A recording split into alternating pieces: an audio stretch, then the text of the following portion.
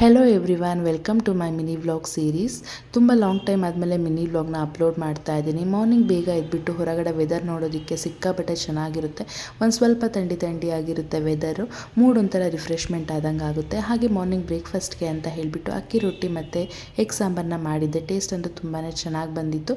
ಹಾಗೆ ಬ್ರೇಕ್ಫಾಸ್ಟ್ ಎಲ್ಲ ಮುಗಿಸ್ಕೊಂಡು ಪಾಪು ಕೂಡ ತಿಂಡಿ ತಿನ್ನಿಸ್ಕೊಂಡು ಹೊರಗಡೆ ಒಂದು ಸ್ವಲ್ಪ ಹೂವಿನ ಗಿಡಕ್ಕೆ ನೀರು ಹಾಕೋಣ ಅಂತ ಹೇಳಿಬಿಟ್ಟು ಬಂದ್ವಿ.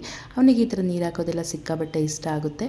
ಹಾಗೆ ನಾನು ಇಲ್ಲಿ ಪಾಪುಗೆ ಪಾಟಿ ಟ್ರೈನಿಂಗ್ ಮಾಡೋಣ ಅಂತ ಹೇಳಿಬಿಟ್ಟು ಫ್ಲಿಪ್ಕಾರ್ಟಿಂದ ಈ ಥರ ಕಮೋಡ್ ಸೀಟನ್ನು ಆರ್ಡರ್ ಮಾಡಿದ್ದೆ. ಅದು ಕೂಡ ಬಂದಿತ್ತು ಪಾರ್ಸಲು.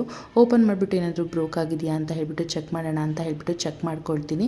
ಈ ಥರ ಒಂದು ಹುಕ್ ಕೂಡ ಕೊಟ್ಟಿರ್ತಾರೆ, ಯೂಸ್ ಮಾಡಾದಮೇಲೆ ಗೋಡೆಗೆ ಸ್ಟಿಕ್ ಮಾಡ್ಬೋದು ಅಂತ ಹೇಳಿಬಿಟ್ಟು. ಇದ್ರ ಎರಡು ಕಡೆ ಸೈಡ್ ಕೂಡ ರಬ್ಬರ್ ಥರದ್ದು ಕೊಟ್ಟಿರೋದ್ರಿಂದ ಸೀಟಲ್ಲಿ ತುಂಬಾ ನೀಟಾಗಿ ಕೂರುತ್ತೆ, ಆಚೆ ಈಚೆ ಏನು ಅಲ್ಲಾಡೋದಿಲ್ಲ.